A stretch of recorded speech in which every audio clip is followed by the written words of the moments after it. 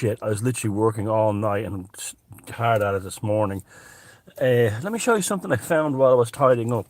This painting is from 2008. And it shows, I think I've shown this before on Facebook. It shows this alien nurse, right? Like a grey alien, and she's a nurse, right? And she's holding in her hand a needlecraft.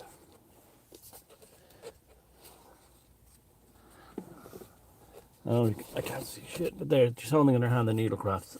Where is it? Somewhere. Anyway, she's 2008. That was. There you can see. There you can see there. She's holding the syringe. So I don't know what that came from. It just was like, I used to just paint things randomly. I used to just paint things out of my head, and I sometimes didn't think of them. They were just sort of like streams of consciousness, and that came out of my head in 2008. A Red Cross alien, that's World Health Organization, isn't it? And with a needle, then we hear about mothers, babies, hydras, and the foreign bodies and the needlecraft and all that stuff. And there you go. Okay, I want to address all this negative. First, I have to have a drink of this poison.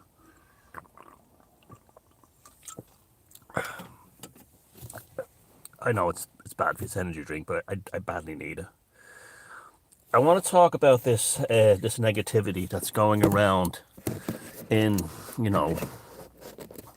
nationalist circles and traditionalist people and this kind of thing, that the West has fallen and all this stuff. And we're all over, and it's all going to be done and gone with. And I'm getting frankly tired of it. I'm getting tired of it because the solutions they're putting forward are like, they're like, let's revert back to something that never really existed. Let me get some air. Let's revert back to something that never really existed, okay? So, well, it existed, but maybe it's a romantic image. And like anything that's, like anything that you idealize in this world, it's never real. Love, the perfect home, the perfect life, and the same thing with the perfect, like, ethno-state or whatever you want, or nationalist state. Now there's a lot of nonsense there about that. You see, I'm getting tired of this nonsense, and I have been for many years. That somehow, and this applies to all our countries, right? That somehow the political philosophy that created the country, or the nation, I should say, really, the nation, or the state, is the only representation of the indigenous population. So, for instance, in Ireland, there is a bizarre belief that somehow Irish republicanism has always existed. It hasn't. It's been here no longer than unionism, about 250 years. And it's a Freemasonic import. And that, you listen to like Sinn Féin or other people, you would think that Cuchulainn or, the Morrigan were on the IRA Army Council. This is how deluded these people are. Conversely, on our side, when I say our side, I don't even know what our side is. The ones that they call, well, they'll call you far right, but there are right-wing people on it. But I'm an anarchist, and we're the ones that are like, the dissidents, right? And most of them on this side still seem to think that they can vote their way out of this, that they can vote out the EU. I mean, look at the Britain now, right? Look at Britain. UKIP took them out of Britain, out of the EU, and now Starmer is going to probably just sign you back in with a stroke of a pen. You're dealing with Trotsky out there. I'll talk about Trotsky in a bit and how he relates to all this. But you have to stop this crap, and it's dangerous, that somehow your identity as an ethnic, cultural person is rooted in the political philosophy of your state. Because your culture and your ethnicity has existed for far longer than that stuff. You still hear them going on and on about, oh, constitutional this and constitutional that. Sorry, there was no constitution when, at the time of Finn McCool, of the Kings of Tara. The Irish Constitution didn't down. And you have to be very careful with these written down things because, once they give you rights, they can take them away. Once they put your rights on paper, this is why the Druids never had a writing system, because once it's committed to paper, it can be changed, altered, and removed. So if you have inalienable rights granted to you, say in a constitution, once that's written down, they can take it away. So always remember that. Those things are often blown well out of proportion. And everything from the time we're children has made us to think that we're enforced into that. Okay. So do I have a solution? Absolutely, I do. Trotsky gave it to us indirectly. Now, Trotsky, like all Bolsheviks and all globalists today, who are the descendants of the Bolsheviks, sought to annihilate all ethnicity, and in order to create a communist Borg, a Marxist Borg, or today a globalist Borg. What it's called diversity today is nothing of the sort. It's all about mashing everything into one Borg. And the Bolsheviks expressed enormous anguish and pain that led them to mass murders of what Trotsky called ethnic trash. And that's what I am. I'm ethnic trash, okay? And that's what I think all of us on our side must seek to be. Ethnic trash. Now, I don't mean we're trash, but I mean what Trotsky declared ethnic trash to be. And what he declared ethnic trash to be was people who cared more about their tribe than they did about political ideology, as if it was a terrible thing. So, and he cited places like the Caucasus, and that's where he referred to like the Tatars, and people in the Caucasus as ethnic trash, and also in the Balkans. Now, if you read Bram Stoker's Dracula, the novel, there's a fantastic. It's from an anthropological point of view. The answer is right there. Jonathan Harker talks about waiting for a coach or waiting for a train, and on a train platform in the middle of Transylvania, there are Germans, there are Hungarians, Magyars, there are Slovaks, there are Gypsies, there are Romanians, there are Bulgars, there are Turks from the Ottoman Empire, there are Serbs, there are Croats, and on and on and on. And even though all these people lived in the same part of the world, they didn't have much interaction with each other because they kept their tribal story stronger than anything else. And I think he even says that in Dracula. He says some tough-looking Slovaks, but they were quite friendly, and this kind of thing. And down the platform would be Magyars. And it seemed to be as fascinated Bram Stoker, the concept of all these different tribes. So that's the answer, isn't it? So Ireland has been taken over by the globalists, okay? You can sit there weeping and crying and, weeping for the sons of Roisin and saying your decades of the rosary, hoping to get it back. But this is a temporary situation. Just like the British Empire here was a temporary situation. And this applies to all countries, just like the Roman occupation of Britain was a temporary situation. If you keep your culture alive and you keep your identity alive, it will transcend any changes in politics, dogma, or political philosophy. This is extremely important. There's, the Irish, the biggest problem the Irish have, especially, is this Céad Míle Fáilte thing, the 1,000 welcomes. We've also been destroyed by Christianity. It's turned us into the biggest cuckholes on the face of the planet. That, sure, Jesus, the poor people in Africa, we've got to give them our money, God loved them, became your neighbourhood full. I'm not saying there's anything wrong with Africans, I'm just saying that became the key in the door to where you are now. There's nothing wrong with Irish people being rude, not being rude, but being aloof. This is what I want Irish people to be. I want Irish native Celtic people, Gaelic people, to be aloof and exclusive. to say, well, I don't, those people, they live around us and they live down the road, but I don't have to be one of them. I don't have to take part now. And suddenly what you'll find that you will have, like me, a great security in your Irishness. This is one of the things. I have to deal with so many assholes on our side who say that give me a hard time because I'm not mauling rosary fucking beads, I'm not oh, sure, Jesus, the poor Irish. This, we're all being wiped out. I'm, I'm not, I'm not mauling rosary beads outside a church, with a tricolour in my hand. I know what my Irishness is. I know I'm Irish. I don't need to join the misery guts, the creeping, the creeping Jesus types, the fucking, the penance shufflers. That I don't need that, and as a result, I think I'm far more secure in my Irishness than all the other ones who are so forlorn, because they think that the answer is like, going back to Patrick Pearse. I'm not putting down Patrick Pearse or those men and women in 1916, but that's the past, folks. That's gone. That world doesn't exist anymore. The British are not our enemies. They're not. The British have been demolished, as the English people have been demolished as well, by their globalist establishment.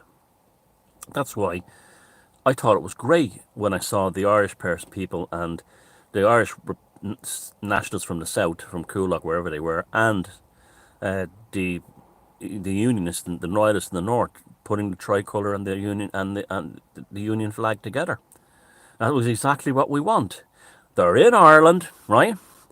They are Irish, different types of Irish. They're Trotsky's ethnic trash. Because they understand that vive la différence, that being strong in the tribe is the greatest strength of all. And you don't have to be hostile. You can live amongst one another, be cordial, be courteous, but you don't have to go around going, I'd like to teach the world to sing in perfect harmony. That shit, a Coca-Cola ad. You know that? Do you ever notice that? That's really what globalization is based on. That 1970s Coca-Cola ad with all those like Moonies or that weird cult Americans all on the side of the hill singing. That's really what that was. It's based on that. And John Lennon with his "All you need is love." Oh, crap. A guy who abandoned his first wife and child, and while he was a multi-millionaire living in palaces and talking about, imagine no possessions. Many Rolls Royces did he have? And while he's doing all that, his ex-wife and their kid, his own son, is on a pittance. It's like Julian Lennon said, "For Mr. Love never showed me any love." That's where all that comes from. Phonies. But the tribe endures. My God. Okay, folks, let's put it this way, right? You can sit there waving your tricolours, mauling your rosary beads, screaming about, what did the sons of Roshin die, and all this crap, right? You can do that. You can do that all you want. And you know what it's going to achieve? Fuck all, except to make you suicidal and depressed, okay? But if you become ethnic trash like me, suddenly things are very different. You're not looking at the government and saying, and see, every time you complain about the government, what you're really saying is, every time I beg them, they're worse. It's an abusive relationship. Just ignore them or laugh at them. Simon Harris this week, the Irish Prime Minister, moaning about the price of Oasis tickets or something like. These people are garbage. They're not ethnic trash. They're just garbage. Why even bother? Laugh at them. Don't just laugh at them. Don't get upset about it. Oh, the Constitution about that. Fuck all that. It's like that. There are people that are long before all that stuff. Long before it. Your people are all around the world. It doesn't matter people of colour, from people of white Europeans, Asians, Orientals. It doesn't matter. Become ethnic trash. Become ethnic trash and spite the globalists. Go deeper into your ethnicity. So what would be the answer? I can tell you what won't be the answer. Voting. That's not going to help you. Running for election, it's good for checking numbers. And I mean, that's why I'm not saying putting other people on our side around the last Irish elections, because they gave us a good gauge. And also, you could see how certain people like Derek Bly uses personality very well. I would say rather than doing that now because it doesn't work, they just ignore your votes and everything. And I don't regret, like, supporting people in that, like John Waters and others in that election. No, I was gauging, I was watching, I was monitoring. And what I said out there was there are people who are, these people that show up at events going on about sovereigns. We have to have common law return. In Ireland, they're saying this. And then you remind them, like, that's English common law. And they go, they don't even have the basics right. They don't even have the basics right. So that's the answer to all of us in Britain, Scotland, Ireland, England, France, everywhere.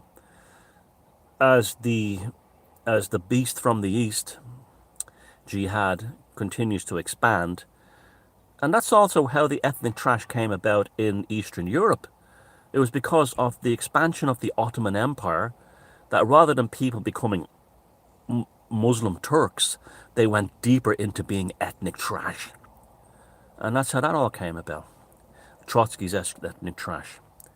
Now, as I said, like, so you ban it. So, okay, you're on your side, right? Singing, for what died the sins of Roisin, and all this kind of like thing, Oh, Easter morn, you can sing all those great songs, but what do they really achieve except they create tulpas of inaccessibility, But if you say to yourself, well, fuck it, I'm a cultural nationalist. I'm a cultural nationalist. I may not even be fully Irish. I may have a French or a foreign or an English surname. But culturally, I'm Irish. This is where I am. This is where my grandparents and great-grandparents came from. This is me. Or some of them came from, right? So this is what I am. Okay, that's what I am. That's enough, right? So we take that as just being enough, right?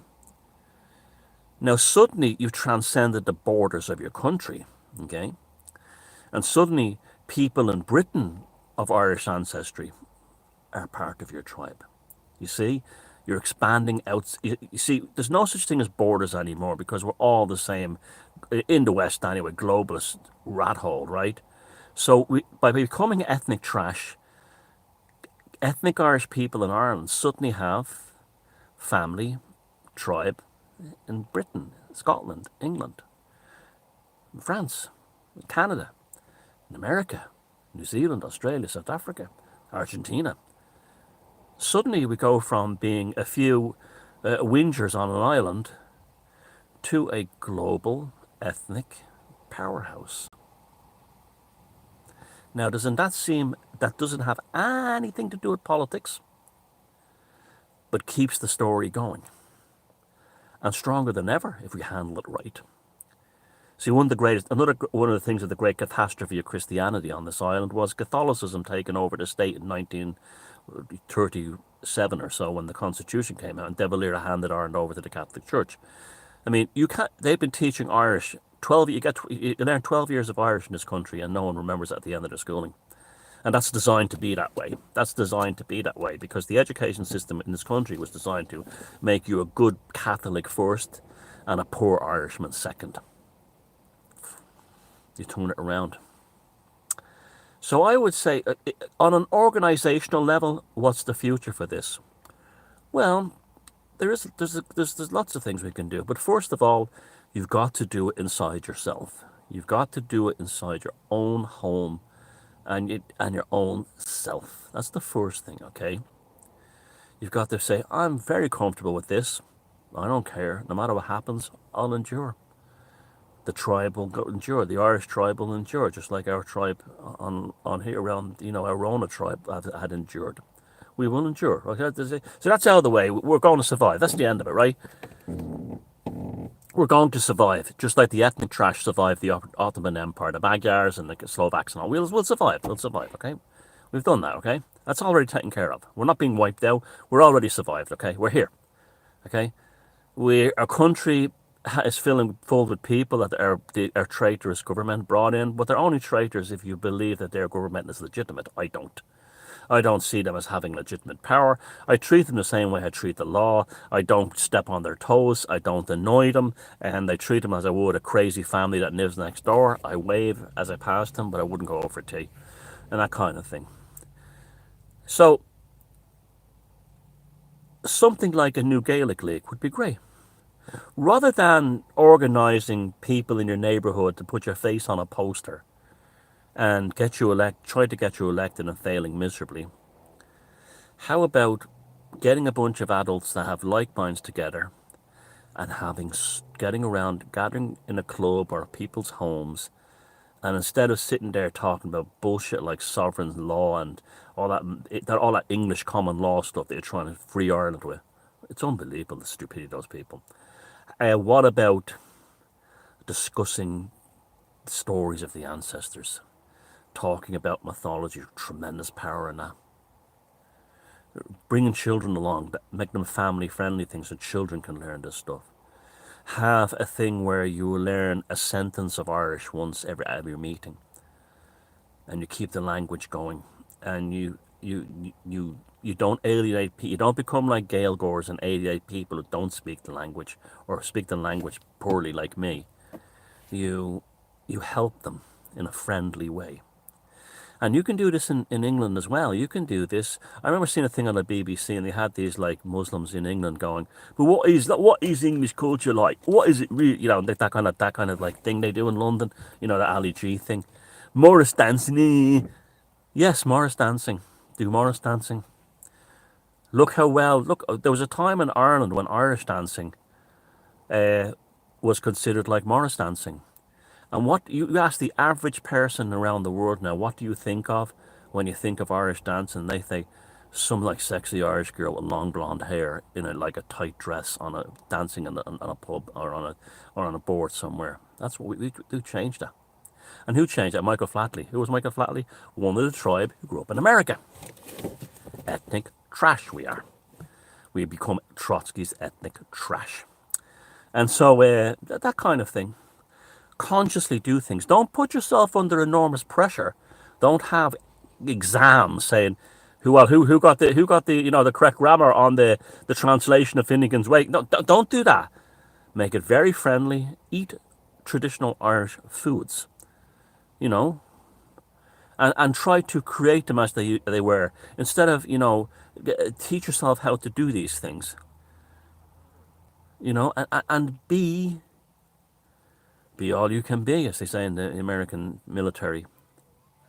And you do that in England. You do your culture. If you grew up in London, you've got Cockney culture. Don't make them don't all these pearly queens and all. Don't make them laugh. That's your culture. Don't let them laugh at you. That's your culture. And things like our common European culture is represented in things like Tolkien's, Lord of the Rings is mythology. They're trying to destroy that with the Rings of Power right now, but it won't work. They're trying to, but making it seem like orcs are like, keep your Irishness going no matter where you are in the world. And if you live in Ireland, instead of being upset about politicians, do something. Become cultural, become ethnic, become everything they don't want you to be. Everything. And it doesn't matter what skin color. There's lots of black Irish people who I would consider fine, as in terms of like being Celtic or Gaelic. In terms of their, they may have usually they'll have like an ancestor, like a granny or something who's Irish, or or a mother or something.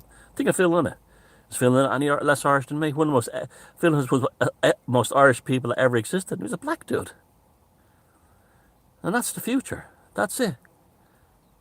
We become appealing by being appealing, not by being, creeping, weeping, rosary bead maulers going, "Oh, sure, the land is doomed, the poor land of Ireland," That's not going to work. You put a curse on yourself doing that. But if you walk around feeling like a smug, unrepentant Irish motherfucker, not only will you win, but you will drive the globalist insane in the process. And you know something? Even if they made it illegal, you can still have it all up here. And there you are worried about, oh, we're losing our constitution. There was no constitution when Finn McCool chased Diarmid and Grania up in the mountain here behind me. There was no constitution when the kings of Tara married the goddess Eru symbolically. That's another thing you need to do. We have to worship this country as a god and a goddess. We have to literally turn this island into a temple. I'm not talking about, Leinster House or the forecourts or, the government or Sinn Féin Ardèches. I'm talking about that hill there, that river there. And this is in your country as well, not just Ireland. That man down the road was yesterday a woman, I was buying, I love those Bartlett and Huntley cola drops and those sweets. And they're lovely. And I went into the shop, and she had the woman in the shop had a thick Sligo accent, Sligo. And I didn't hear her what the price was. I thought she said it was 3.80. I thought she said 2.80, so I gave her €3. And she goes, it's me. She goes, sure, it's me accent. And I said, don't you ever apologize for your accent. Hold on to your accent, your regional accent, like it's gold, because that also drives the globalists mad. They want us all talking with these kind of Valley Girl, vocal fry, transatlantic, the BBC/American accents. That's what they want, and they're not getting it. They're not getting it. So, there's the answer. Forget about all that political stuff and all that religious stuff, and just become ethnic trash. Spite them, annoy them, and transcend all the bullshit they throw at you until, no matter what country you live in now, and this is for all of you, and Americans, you're the same. If you live in the Deep South, your culture is Southern Dixie culture. Same if you're from Texas, you are a Texan. Stick with it. If you do New England, you are a Yankee. Hold on to it, okay? Hold on to it. Because that stuff has existed for a long time. Why? Because that has true sustainability. And just like when we saw in this country the British Empire perish, the Catholic Church perish, the Roman Empire perish, and we'll eventually see the EU and all the other bullshit perish, and guess what? You'll still be an ethnic person, maintaining your culture.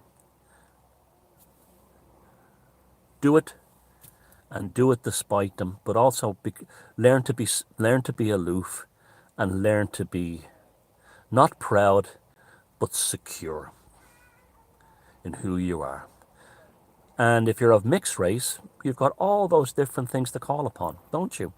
So you're kind of like lucky in a lot of ways. But that's the way to be. We have to be like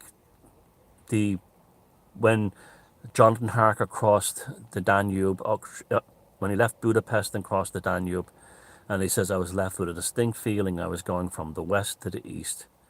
All the different groups all existing, and they all existed because they maintained and spited the Ottoman Empire. And before that, the Mongols, the Huns. Build the gates of Vienna in your heart.